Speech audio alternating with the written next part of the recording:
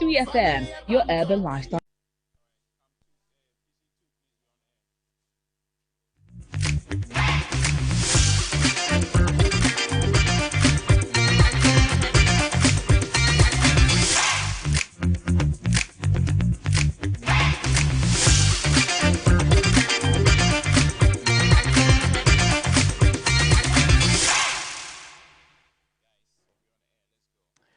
Welcome back to your ultimate lifestyle show, the afternoon show, live on TV3. Time to get into our main conversation, and we're discussing business today, setting goals for 2025, business goals specifically, and reflecting on 2024. Well, we have our guest here in the person of Sam Kobi Hagan. He's a personal financial advisor, and he's going to help us with this conversation. Kobi, welcome. Thank you. I call you Kobi. Yes, sir. Tuesday mornings. Yeah. You understand? Well, he is as well, I guess. Anyways, bro, where do we begin from? 2024. Yeah. Let me ask you personally. Okay. Did you set financial goals for 2024? Oh, yes, I did. And you achieved them? It's something I do almost every year since I was Okay. in JHS. Wow. Really? Oh, yes. How do you go about it? I mean, every year. Oh, yeah. I mean, and one wonderful thing is that I also review it every quarter, sometimes monthly. Okay. Yeah. Wait. Okay, because I can't relate to this. Okay. And we want to learn from you. So, Okay. when the year begins, do you do it the year before or I do it beginning of the year? The month. So as we speak now, I've done that for 2025. I've already planned for my 2025. Okay, the money you want? The money I want, what I'm spending on, the project that I want to complete, and everything. That is for me. So wait, personally. you write them down or you create like an Excel, you know? Oh, no. So I write them down. Okay. After that, I put them on my laptop. Okay. But I believe in writing down, especially paper and pen. So I write them down first. Then, planning about your personal life for a year entails a lot. Yeah. So I don't use a day. Right. Yeah. Right. I don't use Okay. a day. Since I we're use a reflecting, and I want us to stay on 2024. Okay. And use your story or your life as an example, if you don't mind sharing it with us. So, Okay. 2024, what were some of the things you plan to do and how you achieved them? Wow. So 2024 has been an interesting year. It has been tough for others, but on my side, I would say things have been, even though it has been tough, but a little bit smooth. So I started the year thinking of, when it comes to personal life, I am someone who loves books, so I read a lot. Okay. So I have 2 books on my decks every month that I'm reading. That is for personal development. I have conferences and seminars I'm attending. And then when it comes to personal finance, I have a fixed budget that I am looking at. Other things may come in, but I have a fixed budget that I want to, spend on. So I don't just spend. People might call you Pepe or all that, but I'm very skeptical with my expenditure. Yeah, and when it comes to family life too, I have a calendar for when I meet my family. I'm a single guy, so I'm alone, but I have siblings and I have people that, I help. So I have all the time, every quarter I meet with them. We go out, we have fun, and all that is shadowed in my plan. Interesting. Yeah. Okay. You're such a meticulous person. Yeah. Okay. Quite interesting, because I doubt there are lots of people who have this time. There are lots of people also go with the flow. Some also make plans and they have some miscellaneous on the side just for any emergencies and all of that. But what would you say are the biggest mistakes that a lot of us make, especially looking at the year under review, 2024? Financial mistakes. Oh, there are a lot of them. Can you share some with us? Oh, okay. So first one is budgeting. Many of us do not budget at all.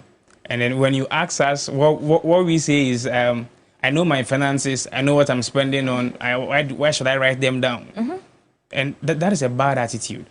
So for me, in my house, they know me, and I'm very strict on that. So before you spend, you should make sure that you have written that down. You have budgeted for it.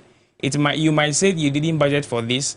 I always call something envelope budgeting, where I put my monies that I have budgeted for the month in an envelope. Okay. So I have a particular envelope titled miscellaneous. I have another one titled probably giving or gifts. So when the one in the gift envelope is finished and you ask me for money, I'm sorry. I don't No matter have... what the situation is? No. If I help you, it means I have to take from my food envelope. Okay. And I have to, suffer the consequence of being hungry for some days. So unless I want to do that, yeah. So okay, that is a mistake most of us do, you know. Okay, which other mistakes are we making? Savings and investment. Okay. I know the economy is hard, and then people are, you know, skeptical about investing. They don't want to put their money where they don't know, and all that. But do you also know that the law of inflation, when you put money down and then you don't add or you don't gain anything on the money, the value of that money reduces. Therefore, if as a normal human being, you should have a money sitting somewhere working for you, putting in that interest for you to cater for the inflation. Okay. So one mistake we are doing is not putting money aside. What we do, what we call hand to mouth, I call it zero-based budgeting, where people receive 1,000 cedis, they spend all the 1,000 cedis. That's hand to mouth. I know people like that. Yeah. So by the time the month will end, you have zero account, zero balance, zero cedis balance. That is zero-based budgeting. That's because I think that, Kobi, but let me ask you. Okay. Should you budget for every single thing? Yes. It's difficult. It's not difficult. It is how you see it. So, for instance, let me run you through my budget. So, assuming I'm receiving, let me use 3,000, and then you have everything that you do in a month with you. You know what you do in a month. You know where you go. You know what you spend on. So, for example, food is a major aspect. What am I allocating for food? Probably, let's say, 700 cedis for food. Okay. You can know it accurately? So, for me, for instance, I sometimes tell myself that I'm spending 50 cedis on food a day. So, for 50 cedis of food on a day times 30 is 1,500. That's even a lot of money still. Yes. Okay. Yes. So, that is if you want to do that. Yeah. So, you can tell that I'm spending this. Sometimes you spend less, which can choose to go hungry the whole day. Intermittent fasting. And if you move by ride hailing, you know that averagely you spend maybe in and out, going to work and back. Exactly. You know, 100 or 150 cedis. So you budget that too. So you don't touch it at all. Yeah. Okay, but Kobi, like you mentioned, budgeting is very important. Allocating money to your needs and the things you're doing. Let's say you're earning this 3,000 Ghana cedis. Okay. You budget for food. Okay. You budget for transportation, utilities, all of that. By the time you are done in this economy, you may have exhausted your 3,000 cedis. So which one are you going to save then? Aren't we back to square one? Oh, no. So there's this principle that we call pay yourself first. So before you start taking 1,000 or 100 cedi from your salary, we have this principle we call pay yourself first. And this principle means that put some of the money down for yourself in the future. So it means you should save, you should invest. It's also an expense.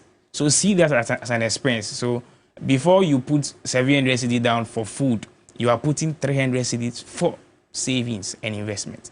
And in order for it to be easy for you, you can automate it. So that at the end of the month, you authorize your bank to deduct from your salary. Because just like Senate and then Tier 2 and other things we are paying, it's automated. At the end of the month, you don't go to pay Senate, they deduct it. Yeah. So if you make it that way, you will be able to, save. But do you also think that in terms of finances and even planning, budgeting and all of that, lately everything is digitized. Yeah. Your Momo, you can easily transfer from your bank app or your bank account to your Momo, and then you see something you want to buy. Do you think it's also affecting our spending and even our planning? Because you think that, oh, even if I finish spending my money, I'll get another one. Okay. So if I get a question right, you mean digital? It's easy to now buy and pay for things and spend, basically. Yeah. Is it affecting us, and how do we even manage it well so that you don't end up spending too much? Because some of us are on this table, so I'm asking for myself. I understand. So it's a matter of commitment and discipline. Yeah, because we all have the money. It's on our phone. You've budgeted this for that amount. Why do you want to go outside what you've budgeted? So it's about commitment and you being disciplined about what you want to do. Other than that, for example, the first time I received my salary, I didn't go to the bank to that was the first time I started working after national service. I didn't go to the bank to take some and leave some. No, I took everything. For what? So I wanted to spend all. I wanted to enjoy, you know. Yes. And if you are someone who does that, who goes to the bank and take all your salary like that, you will spend it. You won't be able to control it. Okay. So it's a lot, and it's going through our heads. So let's start with 5 tips that we can adopt going into 2025. What can we do? Start with budgeting. Perhaps you can help us with the budgeting. Should we sit down, write these things? What should we do? So the first one will be planning. Before budgeting will come in. So I always encourage planning, and then planning is one thing that most of us, you know, ignore, because once again, because of the laziness in writing. You don't want to sit down and write. 2025 is just here. I know my life. I know what I will do. So why the need of planning? I think planning is very key, because you have to, you know, put down what you want to do. So it's your own life. What do you want to do? And same applies to businesses. You have to plan for what you want to do. Yes, I know it's in your mind, all right, but you have to put it down on paper. That is planning. I always tell people that if it is not on paper, it's not a plan.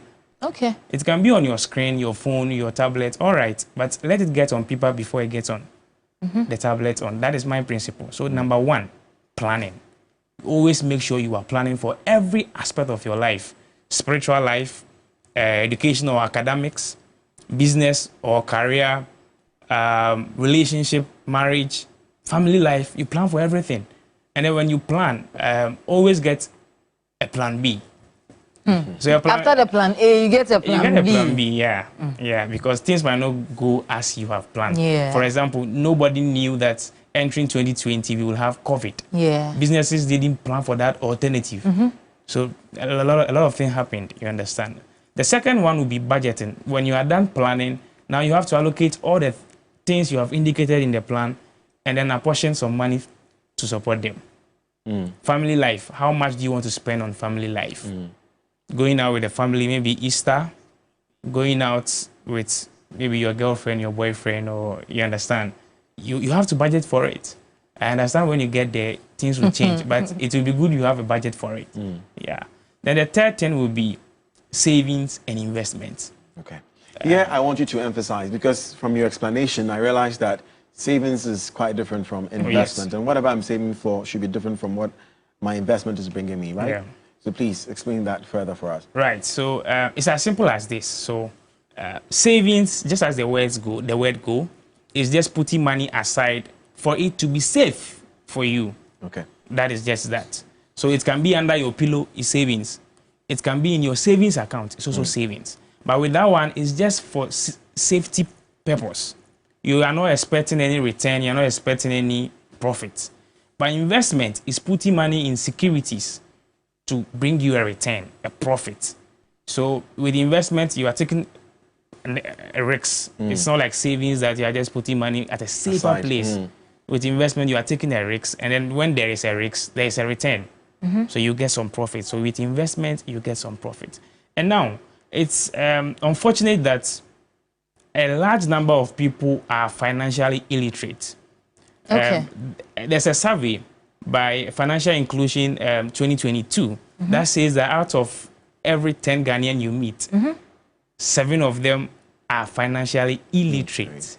That's alarming. Yeah, very, very alarming, you know. And what this means is that if you ask them about their finances, everybody handles money, but not everyone has the knowledge set, and then the skill of how to manage it. So that is the financial literacy. The knowledge set and the skill to manage it. So these 10 people you meet, 7 of them do not know how to go about their money. And it is sad.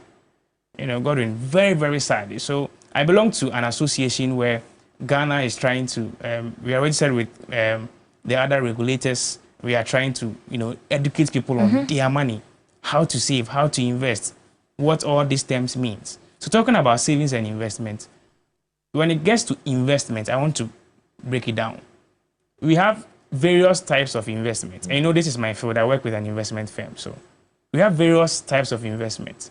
For people who are risk averse, who don't want to take risks, can do fixed income. Okay. Because with the fixed income market or fixed income securities, we have treasury bills, And you know, all those fixed income securities have fixed interest rates and they have fixed duration.